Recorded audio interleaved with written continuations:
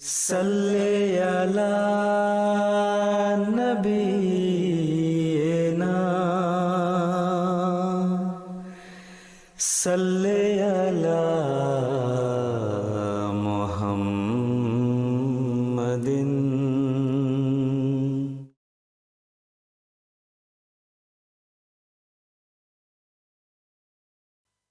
Bagaimana kisah pertemuan antara Rasulullah Shallallahu Alaihi Wasallam dengan delegasi kaum Quraisy?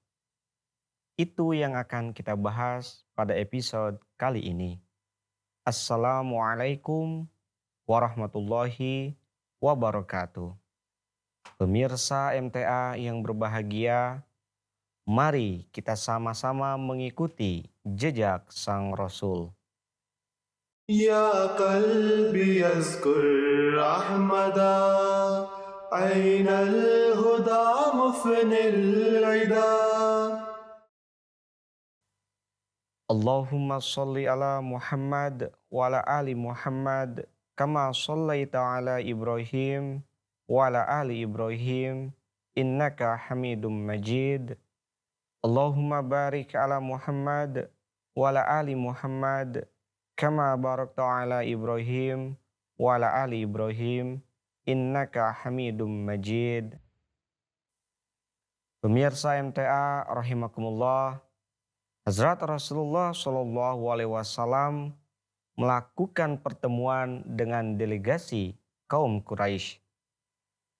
Ibnu Hisham menulis bahwa ketika kaum Quraisy melihat orang-orang yang memiliki kekuatan seperti Hazrat Hamzah radhiyallahu ta'ala anhu, Hazrat Umar radhiyallahu ta'ala anhu, mereka pun masuk Islam. Kemudian kaum Quraisy sangat khawatir.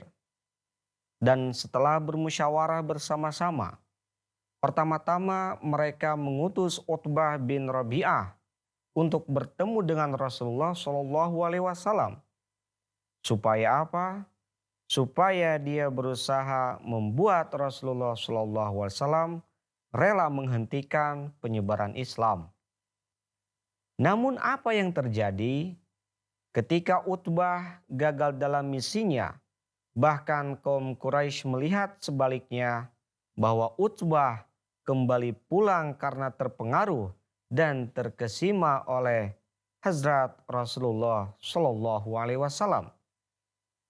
Pemirsa MTA rahimakumullah, kemudian pada suatu hari mereka berkumpul di samping Ka'bah untuk bermusyawarah bersama-sama dan mereka mengusulkan bahwa setelah beberapa pemimpin berkumpul, mereka akan berbicara dengan Muhammad Shallallahu Alaihi Wasallam.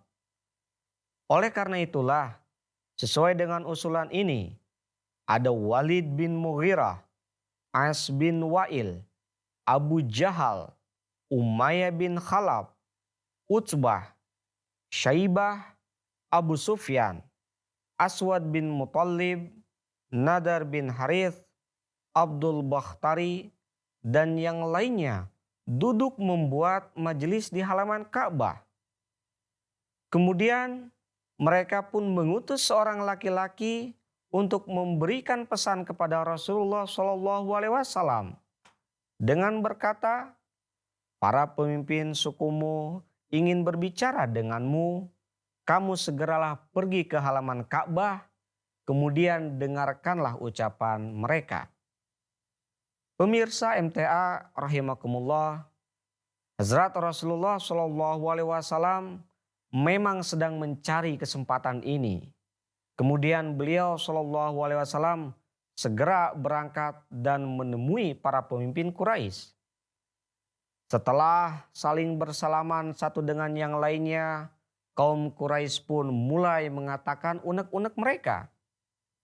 Wahai Muhammad, lihatlah, dikarenakan perbuatanmu di antara kaum telah terjadi begitu banyak perselisihan dan perpecahan.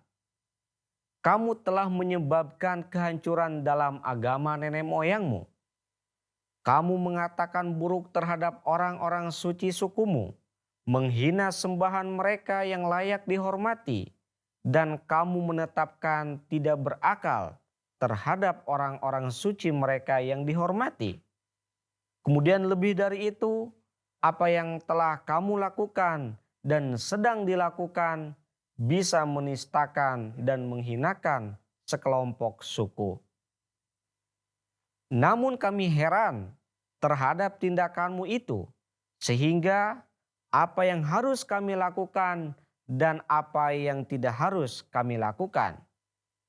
Jika seluruh semangatmu adalah karena tujuan agar kamu menjadi orang kaya, maka setelah mengumpulkan harta dengan perantaraannya, maka kami pun akan mengumpulkan harta yang lebih banyak daripada itu untuk kamu, sehingga kami bisa menyebutmu orang yang paling kaya di antara semuanya.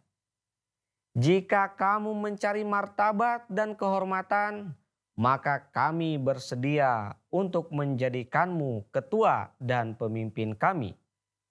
Jika kamu tamak akan kekuasaan, maka kami pun tidak akan segan menetapkan kamu sebagai raja kami. Pemirsa MTA rahimakumullah, kemudian kaum Quraisy kembali berkata, "Dan jika keributan dan gangguanmu ini menyebabkan sebuah penyakit atau nasib buruk, maka kami bisa menyediakan obat untuk mengobatimu dengan biaya kami sendiri. Dan jika kamu senang bisa menikah dengan seorang gadis cantik, maka kami akan mempersembahkan kepadamu dengan mencarikan gadis Arab yang terbaik." Pemirsa MTA rahimakumullah, pada saat itu Hazrat Rasulullah SAW mendengarkan pidato kaum Quraisy ini dengan begitu tenangnya. Dan ketika mereka telah selesai mengucapkannya, beliau SAW bersabda, "Wahai suku Quraisy, aku tidak menginginkan satupun dari barang-barang ini, dan tidaklah aku memiliki nasib buruk atau penyakit. Aku adalah seorang dari Tuhan, dan aku datang kepada kalian untuk membawa pesan Tuhan ini, dan hatiku dipenuhi dengan simpati kepada kalian. Jika kalian mendengarkan dan meyakini ucapanku, maka kalian akan memperoleh manfaat di dalam agama ini dan pula di dunia. Dan jika kalian menolaknya, maka aku akan menunggu keputusan Tuhanku dengan sabar dan tabah dalam kondisi ini." Kemudian kaum Quraisy berkata, "Wahai Muhammad, seakan-akan kamu tidak setuju dengan usulan kami di sini. Baiklah, jika kamu ingin kami menerima kerasulan kamu ini, maka biarkan kami memutuskan berkenaan dengan ini. Kamu perhatikanlah, negara kita ini begitu tandus dan kering, dan di sini tidak ada apapun yang terlihat kecuali gundukan tanah yang tandus dan berbatu, serta berpasir tanpa naungan." Kemudian kaum Quraisy berkata lagi, "Jika kamu adalah Rasul Tuhan, maka katakanlah kepada Tuhanmu, alirkanlah sungai di negara ini juga seperti Suriah, Syam, dan Irak, dan sapulah gunung-gunung ini. Jadikanlah lapangan yang subur. Kemudian kami pasti akan meyakini kerasulanmu ini." Pemirsa MTA rahimakumullah, setelah mendengar ucapan dari kaum Quraisy, Hazrat Rasulullah SAW pun bersabda, "Aku adalah seorang nabi dari Tuhan, dan tugasku hanyalah menunjukkan jalan yang benar dan batil kepada kalian, dan menjelaskan apa yang bermanfaat dan yang merugikan bagi kalian. Bagaimanapun aku katakan bahwa jika kalian akan mengatakan labbaik terhadap seruan Tuhan, maka Tuhan pasti akan menjadikan kalian sebagai pewaris nikmat-nikmat agama dan dunia pada waktunya. Pemirsa MTA rahimakumullah, kaum Quraisy berkata, "Baiklah, jika ini pun bukan kemuanmu, maka setidaknya terlihat ada malaikat Tuhan turun bersamamu dan kamu tinggal di istana dan tanganmu dipenuhi emas dan perak. Namun tidak ada satupun dari benda-benda itu ada padamu, melainkan sebaliknya. Kami melihat bahwa kamu mengelilingi pasar dan mencari persediaan sehari-harimu seperti kami. Kemudian tanda-tanda seperti apa yang karenanya kami harus menganggapmu telah diutus oleh Tuhan?" Kemudian Rasulullah SAW menjawab pertanyaan daripada kaum Quraisy tersebut. Rasulullah SAW bersabda, "Aku tidak mendakwakan dengan perkataan yang kalian cari. Memang aku berkata ini dan kemudian aku mengatakan bahwa jika kalian meyakini aku, maka sesuai dengan sunnah Tuhan, kalian pasti akan memperoleh bagian dari kebaikan-kebaikan agama dan dunia." Kemudian kaum Quraisy berkata dengan menyindir, "Jika ini pun bukan, maka bawalah hukuman itu yang telah kamu janjikan. Mungkinkah ada potongan langit menimpa kami? Atau mungkinkah ada bala tentara malaikat turun di hadapan kami di bawah bendera Tuhan? Demi Tuhan, sekarang kami semua melihat bahwa apakah kami atau kamu yang akan tetap hidup."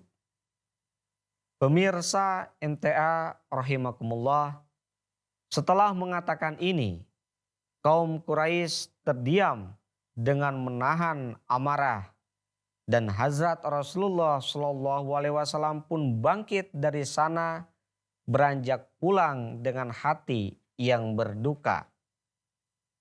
Ketika beliau SAW berjalan pulang, lalu Abu Jahal berkata dengan sangat marah, "Wahai kaum Quraisy, kalian telah melihat bahwa Muhammad telah menolak semua usulan kalian dan dia tidak akan pernah berhenti dari penyebab kekacauannya ini.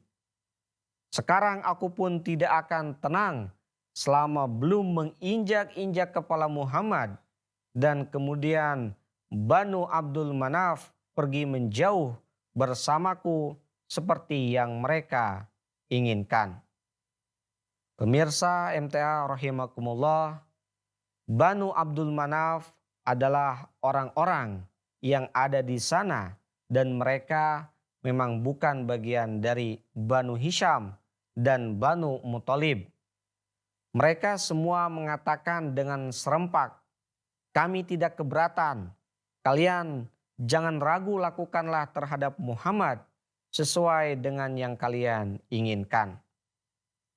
Pemirsa MTA, kemudian pada hari berikutnya Abu Jahal berdiri di pojok halaman Ka'bah dengan membawa batu yang cukup besar dan mulai menunggu Hazrat Rasulullah SAW. Namun ketika Rasulullah SAW datang, hati Abu Jahal terkesima oleh karisma beliau SAW yang sedemikian rupa, sehingga Abu Jahal berdiri seperti halnya berhala dan tidak bergerak. Dia tidak kuasa maju untuk menyerang Rasulullah SAW. Pemirsa MTA rahimakumullah, kisah-kisah tadi telah terekam oleh beberapa perawi seperti Ibnu Hisham, Tabari, dan Zurqani. Inilah kisah di mana Rasulullah SAW bertemu dengan delegasi kaum Quraisy. Dari sini kita bisa ketahui bahwasannya bagaimana tingginya keimanan dan ketakwaan Hazrat Rasulullah SAW. Beliau tidak gentar dihadapkan dengan penderitaan dan ujian, bahkan penawaran harta duniawi, kecantikan duniawi, kemudian tahta duniawi, tidak menggelapkan beliau untuk melepaskan keimanan serta menyebarkan Islam yang hakiki yang merupakan amanat dari Allah Subhanahu wa Ta'ala.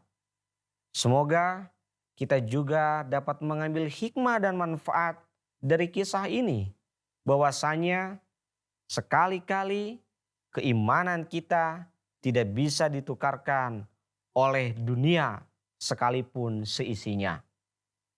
Pemirsa MTA rahimakumullah, semoga kita senantiasa meneladani kisah-kisah Rasulullah Shallallahu Alaihi Wasallam. Wassalamualaikum warahmatullahi wabarakatuh.